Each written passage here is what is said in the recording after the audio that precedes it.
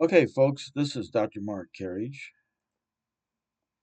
I could be reached at MCARICH at AOL.com. And yes, it's AOL, and I still even have a flip phone. Much easier for me. At any rate, this is the beginning of a video session on group therapy, part one. It, this is an overview of group therapy and perhaps some of my viewpoints. At any rate, I've been doing groups for the last, and probably made all the mistakes you can make. And I've also taught group stuff for many years as well. I'm going to put this on slideshow, and there you go. So it's bigger. So if you need any of the slides, you can send me email at mcarich@aol.com. This is for professional use. I've taught classes for years on group therapy, group work, and such. And I'm just trying to pay it forward. So, at any rate, I've been around for the last 45 years. Um, Received my bachelor's degree in 1979 at SIU, Edwardsville, that is, the less partying school. I got a master's in counseling in 1981, PhD in counseling 1985, both from St. Louis University. I then completed my internship in counseling psychology at Texas Tech from 1984 to 85, which was one of the most best experiences professionally that I ever had.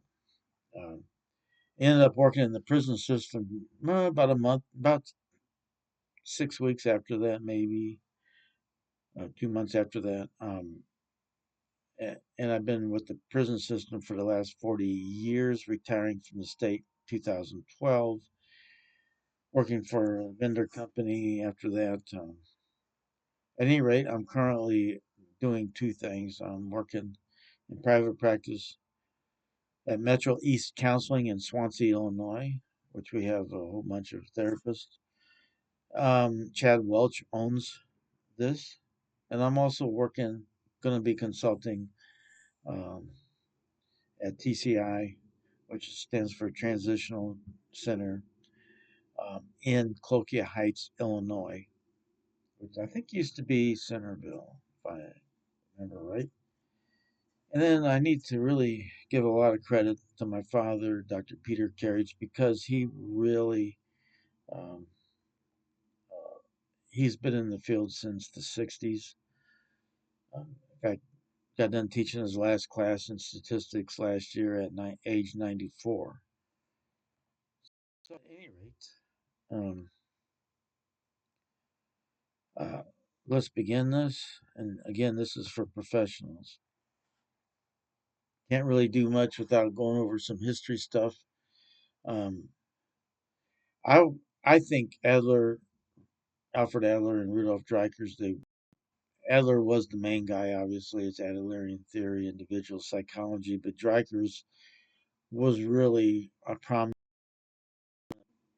once they connected and collaborated. They were trying to use group first in mental health settings. I know they use it in their child guidance clinics in Europe before the Nazis, but I think they also use group therapy as well. Now, some will credit Jacob Moreno because of his psychodrama as one of the first to do group therapy. And after that, everybody and their brother who had a theory, so they did a group as well. But that's where it all started. What is a group? It's more than one person. It's non-family. If you and your spouse are going to therapy, it's not group therapy. Couple therapy or the family. Now, some family therapists will do groups with families. That's a whole nother matter. And that's too detailed to get into for tonight. Um, So there's two basic types of groups when it all comes down to it. You got content-based groups, where you're really specifically going over a psychoed situation, and it's a instructor student learning type environment. The process groups, because you're learning content, that's the bottom line. The process groups are interactional experiences within the group context concerning issues. Um, and then you're tapping in the members' experiential domains and all that stuff. It's all based on conversations. Well, therapy is all based on conversations. Some people don't believe me, but it is. It's all communication. So is group work. So there's a number of theories in group work. Each little therapy orientation, which there's hundreds of, has to have their own little way of doing group. Um, and going back to the other slide, I want to mention this for food for thought. You can do both, but if you're going to do a content-based process within the content, so at any rate, enough of that. So this is all communication. It's an exchange of what is communication? Exchange of behaviors and energy within a therapeutic change context. We're looking to help the client make a difference because the client theoretically, I say theoretically, wants to um, make a change, make a difference in their own life or relationship or whatever their issue is. So it's a change oriented process within a group context, which the therapist has the responsibility of helping the client make the change, help setting up the context, but the client actually has to make the change.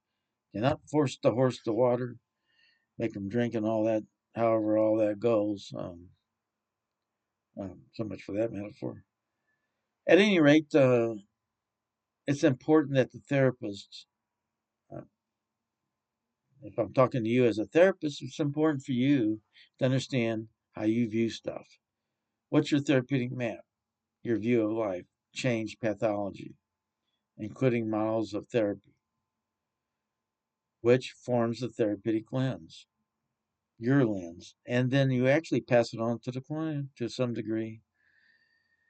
I think there is some common generic structures across the spectrum of therapy orientations, therapy theory, therapy models, groups as well. So communication again is an exchange of information and energy or behaviors. That's what information is, behaviors. That's what energy is, behaviors in a set context. And so then therapeutic communication is the exchange of sequences of communication in the form of interactional patterns between the therapist client than a change oriented context. And there is rules, implicit, explicit. Implicit means that group runs like this without any written down rules of those particular rules. Lots of rules. Explicit rules are those that are set coming into the group or the group sets. I always have the group be a part of setting the rules because then they have buy into the group. Um, okay. There's a lot of emphasis on subjective processing with the membership of the group, constructing inner realities. The meaning of one's life usually reflects. I worked in with civil commitments for 25 years in doing treatment or management of the program, mostly treatment and assessment as well. But anyway, it's a long-term program, and people will expire, if you will. They will pass away. Clients will, members will, and then other people, including staff, sometimes reflect on the meaning of their own life. What is their own life about? But I believe people come in with personal resources, strengths, pur- purposeful behaviors. That's um, ideology, very Adlerian, by the way, but in the form of needs. and self-determinism. People make decisions at all levels. So these tenets are really Adlerian, more or less. It's hard to make up something new on this. It's already been said repeatedly over years, 120 years. There's a number of views of human nature reflected by a number of theories about it. Just look at Ridgelock, look at any personality theory book, and you'll get the picture. I try to more concisely put them in one slide. 45 years of work into one slide, maybe even 50 years, because I did start my undergraduate in psychology in 76, right after high school.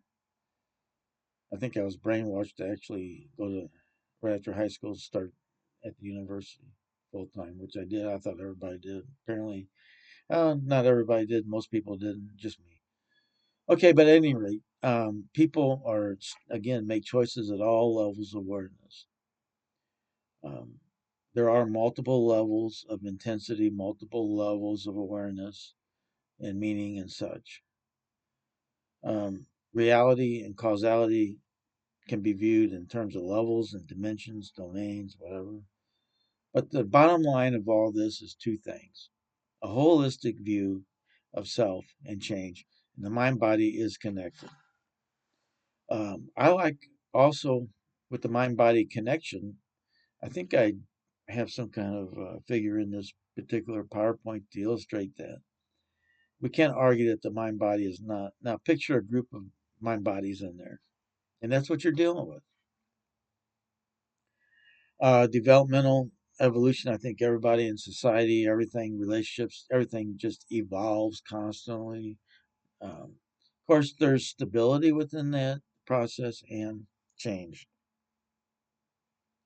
Behavior is goal oriented and serves purposes.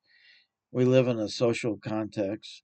We can't escape that unless you isolate yourself and climb to the highest mountain. That could be an issue in itself. People create their own inner realities. People together co create the social external realities as well. And then people in a group, if you're looking at group therapy of membership and therapist, together we co create the reality of that. And I think there is a futuristic pool, very Milton Ericksonian, where I think there's a futurist pool. Adler more or less said it with his fictional finalism. Erickson always emphasized futuristic type pool. Now, here's the experiential domains of self and change. For simplicity's sakes, I divided them up into cognitive or thinking, affective, which is emotions, moods, feelings, etc. Behavioral is overt motor activities and conditioning. I'm going to throw conditioning in there, even though we can argue about that later. Spiritual, and I'm not trying to poop on anybody's parade, but spiritual means a connection to a higher power. That would be the pooping, or meaning of one's life. Um, and including purpose in life, perhaps, um, or even a metaphysical connection with something. If anything, if you look outside and stuff, you can actually see a lot of stars and such. And that tells you right there that there's more going on than just us or me. So, anyway, enough of that. That's a whole nother lecture. Biological, physiological, socially attachment relationships, contextual background, environmental stuff is all important. And of course, the sensory modalities is how we intake information, and it goes to the processing, which I think is the core mind body connection. Ernest Rossi emphasized state dependent memory learning. It's also a core perceptual belief in the middle. You can see this nice little display I was able to try to figure out with other people's help. But you can see it's all interacting. In the middle is the core, mind body core of perceptual self. We have an unconscious set of beliefs that are apt to change as well. But I think there's levels of thinking, levels of beliefs. Okay, on with my own philosophy of how this thing could work for you. The shame based, heavy, confrontational, punitive, draconian type stuff is no longer in use. It should not be in use. Kill that horse. Bad metaphor. Don't kill the horse. Just quit being shameful, shame based, punitive. Um, there's no room in that for anything anymore. It's bullshit. Now, if you have a good rapport and you have a strong, coherent group, you can pull off some stuff if you're trying to therapeutically engineer something, because clients will tolerate that if you are very connected with them. If you're not, forget it. So the primary theme is a holistic view of the human condition. Um, I like Kant's realism because Kant said there is external reality out there that we perceive. So if you line up five folks and they see the same event, they may have five different perceptions of what happened and explanations as well, which leads to postmodernism, which is a fancy word, which I call constructivism, social constructivism, anything related to that subjective processing piece. So people construct their own inner realities, and together the group constructs a social reality as well. And groups vary too, they take on different personalities. Um,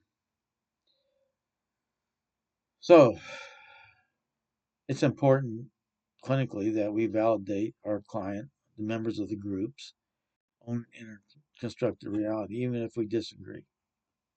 We need to validate that that is their viewpoint.